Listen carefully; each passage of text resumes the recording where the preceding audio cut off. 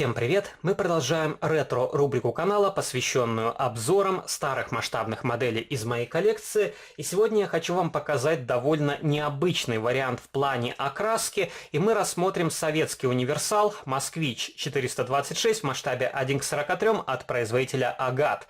И здесь ливрея Почты России. Конечно, это фантазийная схема окраски. Подобных советских москвичей я в Почте России ни разу не встречал. Возможно, они где-то и существует, но пока что не видел ни одной фотографии и ни одного автомобиля вживую. И эту модель я приобрел в коллекцию совершенно случайно, когда делал заказ в одном интернет-магазине. Этот автомобильчик мне попался на глаза и решил взять его как донора запчастей. Потому что у меня в коллекции довольно много старых советских москвичей, которые не совсем комплектные, и за кадром я их постепенно привожу в нормальное, адекватное состояние. И когда я вам показываю похожие модели, которые я изначально приобретаю как доноров запчастей, то мне в комментариях зрители всегда пишут, что не стоит разбирать эти масштабные копии, а нужно их оставить как частичку истории.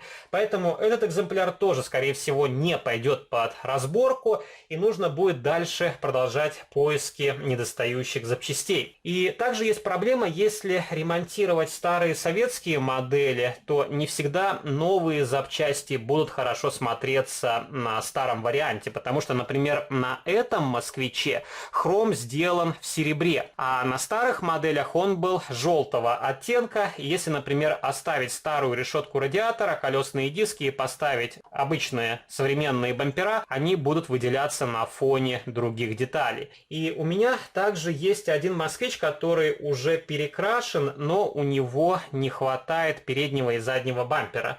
И ту модель я вам уже показывал как-то давно в одном видеообзоре, но приготовил ее для сегодняшнего видеоролика, просто чтобы вы посмотрели, чем отличается новодельный экземпляр от старого советского аналога. И также я вам приготовил две модели из журнальной серии, и мы наглядно можем посмотреть, как журнальная серия уживается рядышком со старыми советскими москвичами. Если говорить об этих моделях, то мне они нравятся. Конечно, по современным меркам они выглядят довольно примитивно, но тем не менее эти москвичи вполне хорошо передают образ настоящего прототипа. И что мне всегда нравилось на этих масштабных копиях, это плавность хода. Здесь подрессоренная подвеска, также довольно мягкие покрышки с высоким профилем, и из-за этого модель очень мягко катится по столу. Конечно, не каждый будет катать эти масштабные копии, но тем не менее это воспоминания из детства, и даже не сосчитать, сколько подобных москвичей я потерял, переломал. Но, к счастью, некоторые модели сохранились в моей коллекции. И, конечно, я уже их реставрировал, перекрашивал в другие цвета. И особой коллекционной ценности для кого-то эти модели не имеют, но они имеют большую ценность для меня. Поэтому я их крашу в те цвета, которые мне визуально больше нравятся. И давайте распакуем данный москвич, посмотрим его поближе. И также я вам покажу пару других новодельных москвичей, которые есть в моей коллекции. И здесь коробочка уже выполнена в современном оформлении, написано Holding Incotex, и у меня также есть у другого москвича немножко отличающаяся упаковка, и здесь уже написано Экономбанк. И это более ранняя модель, и сложно сказать, то ли это разный импортер, то ли разный инвестор. Кто знает точнее, напишите в комментариях, потому что я особо не погружался в информацию о современных саратовских моделях. И, повторюсь, я эти модели покупаю просто по случаю, когда они мне попадаются на глаза. И на нижней стороне упаковки есть информация о том, что эта модель не предназначена для детей младше 3 лет. И также есть список моделей, которые предлагались у этого бренда. Также вы можете написать, какие модели москвичей есть у вас. Возможно, тоже старые советские номерные модели, возможно, уже новодельные. И здесь также указана дата изготовления, июнь 2010 года.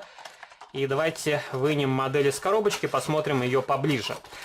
И качество покраски здесь более-менее нормальное, но вот пресс-форма уже сильно износилась, это видно невооруженным взглядом, и также довольно интересная тамповка с надписью «Почта России», но, повторюсь, это такой фантазийный экземпляр, и, скорее всего, это просто некий сувенир.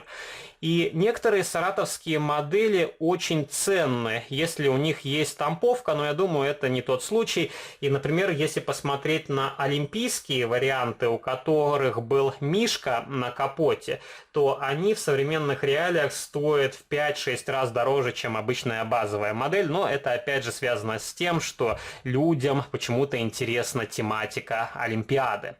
И у этого автомобиля довольно симпатичный васильковый цвет. Также здесь салон уже из черного пластика.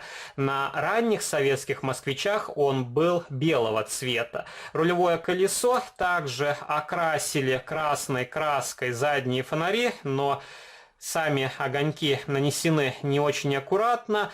Есть небольшие лампочки заднего хода, но почему-то на этом варианте они просто окрашены в цвет кузова. И также проглядывается надпись «Москвич». Но из-за того, что модель обильно залита краской, эта надпись практически не читается. Вот так выглядит днище. Пластик здесь уже тоже немножко отличается по своей структуре от более ранних советских вариантов. И на этой модели еще написано «Сделано в СССР». Но опять же просто не стали менять пресс-форму. Тот же самый крепежный винт, который выглядит довольно забавно. И у этого москвича вполне хорошие колесные диски и довольно нормальные покрышки.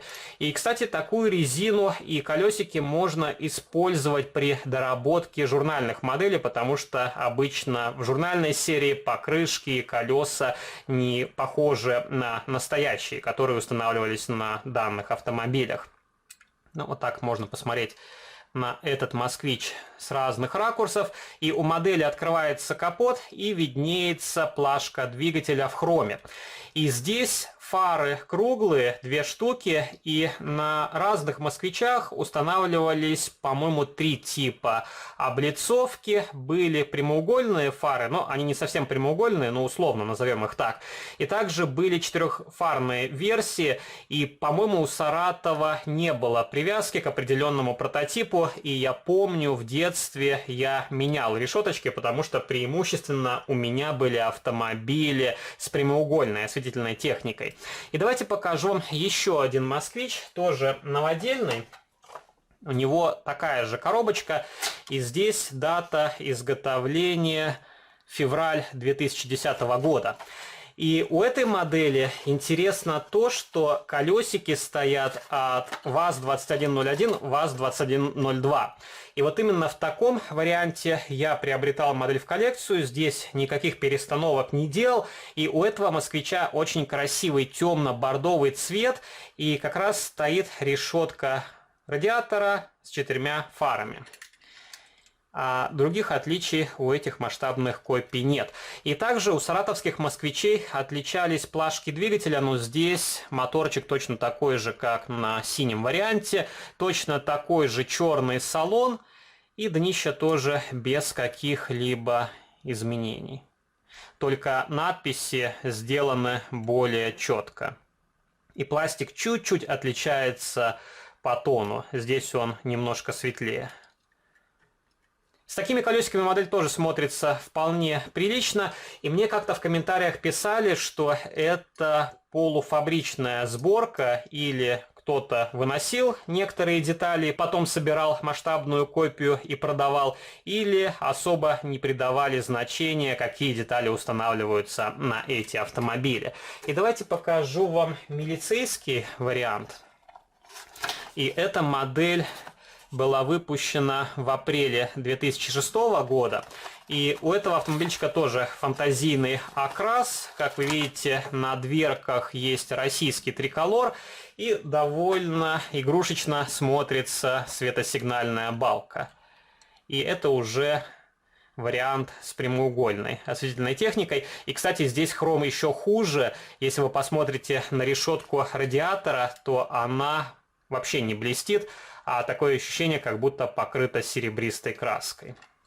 Конечно, качество этих моделей сильно ухудшилось по сравнению с советскими аналогами, но тем не менее точно такой же моторчик. И вот так выглядит нижняя часть. И здесь опять немножко отличается шрифт и пластик. На этом варианте пластик как будто матовый, здесь он более блестящий. И надпись «Сделано в СССР» сделана более крупным шрифтом. И давайте покажу вам мой старый советский москвич, который я отреставрировал. И эту модель покрасил в темно-зеленый цвет металлик. Конечно, это тоже фантазийный окрас, но мне очень понравился именно вариант окраски этого автомобиля. И я как-то давно в продаже видел советские москвичи темно-зеленого цвета, и, по-моему, их называли бутылочный цвет, но решил покрасить вот в такой похожий вариант окраски. И опять же, повторюсь, эти модели коллекционной ценности не имеют, потому что они уже сильно потрепаны, перекрашены, но для меня эти модели представляют некую ценность, поэтому крашу их в такие варианты, которые визуально нравятся мне. И как вы можете видеть, здесь не хватает переднего и заднего бампера. И, по-моему, на этом москвиче я менял винтик, потому что оригинальный был утерян. И изначально это был москвич голубого цвета в варианте Аэрофлот. И Аэрофлот я уже впоследствии купил с рук, тоже с родной коробочкой, и, скажем так, пополнил ряды тех моделей, которые были утрачены в советское время. И давайте покажу вам пару журнальных вариантов. У меня из журнальной серии нету москвича с таким типом решетки радиатора, поэтому покажу вам с более современным оформлением. Тоже вполне хорошая модель.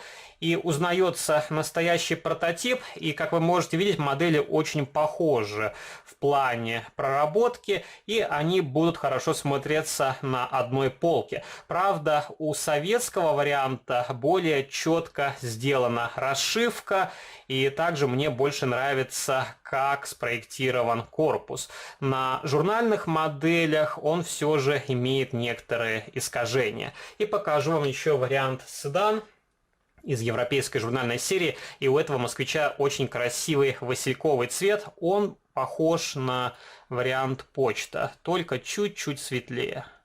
И опять же, этот москвич тоже хорошо смотрится на одной полке рядом с советским аналогом. И пишите ваши комментарии, какие москвичи в масштабе 1:43 есть в ваших коллекциях. Если у вас в коллекции номерные саратовские модели, когда вы их покупали в советское время, сколько они могли стоить. Если вам понравился данный видеоролик, не забывайте поддержать его лайком. Вступайте в мои группы в социальных сетях, ВКонтакте и Фейсбуке, жмите на колокольчик и также заглядывайте на мой второй канал, там тоже выкладываются разнообразные видеоролики на модели из моей коллекции. А на сегодня это все. До новых встреч.